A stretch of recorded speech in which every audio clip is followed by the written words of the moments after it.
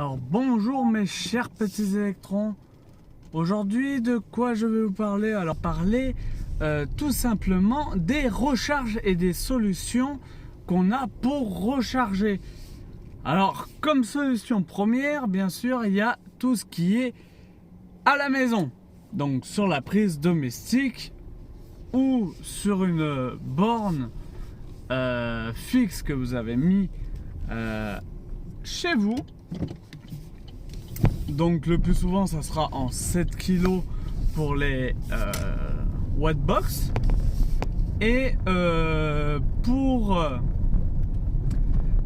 les autres ça sera souvent une prise de 10 ampères ou de 16 ampères. Donc ça c'est ce que tout le monde peut faire. Après vous avez les bornes de recharge publiques. Donc là chacun a son prix, vous l'avez bien compris, vous avez dû sûrement y avoir le droit. Pour ceux qui n'ont pas encore eu le droit à ces fameuses bornes, attention, ils n'ont pas toutes le même prix. Préconisez quand même les e-bornes parce que eux ils seront fixes dans toutes les régions et l'avantage c'est que vous serez ravi du service si vous avez un problème avec eux, parce que vous les appelez et très sincèrement ils vont vous débloquer à distance si c'est possible, sinon en un quart d'heure ils essayent de vous débloquer avec un agent qui vient sur la borne.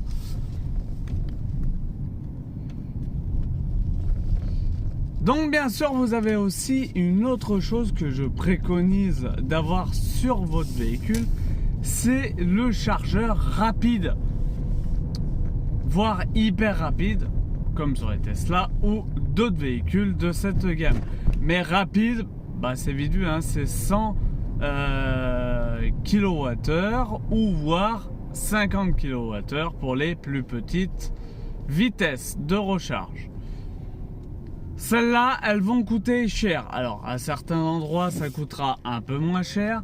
Mais la plupart du temps, elle coûte très cher à se servir. Mais l'avantage, c'est que elle va vous recharger en peut-être une demi-heure, 3 quarts d'heure, allez, 1 heure au grand max, mais vous aurez toute votre batterie. Sur les 7 kWh par exemple en borne publique, vous pouvez compter 4 heures par exemple pour recharger plus des 3 quarts de ma voiture. On prend l'exemple de la voiture, c'est les 3 quarts. On va sur la borne hyper rapide à 100 kWh, vous comptez une demi-heure, 3 quarts d'heure pour être à 100%. Mais voilà, ça c'est une certitude, ça ira toujours plus vite sur les 100 kWh. Avec les 16 ou 10 ampères de chez vous, quand vous n'êtes pas réduit à être avec du 6 ou du 8 ampères, c'est pour ça que j'ai acheté et je vous ferai une vidéo d'ailleurs qui va publier presque en même temps sur les nouveaux chargeurs 16 ampères mais qui peuvent être réglés jusqu'à 6. Pour ceux qui sont bloqués, au moins là ils seront plus bloqués, ils pourront très bien l'acheter. Il coûte un peu cher, on est dans les 300 €. Pour les 7 kg, on va être dans les 350-400 €. Et pour les bornes, très clairement, on est presque à 500 € pour une bonne borne qui est soit alimentée sur du triphasé pour du 11 ou sur du mono pour du 7. Et qui soit un tout petit peu connecté, alors là vous atteignez les 5 voire 6 voire 700 € la borne de recharge sans l'installation. Donc faites bien attention quand vous achetez une voiture, parce que c'est pas tant qu'on recharge à la maison, ça il n'y a pas de souci. Toutes les voitures peuvent aller jusqu'à 16 ampères si on a un chargeur 16 ampères. Toutes les voitures au minimum peuvent aller jusqu'à 7 kWh de recharge sur les bornes publiques.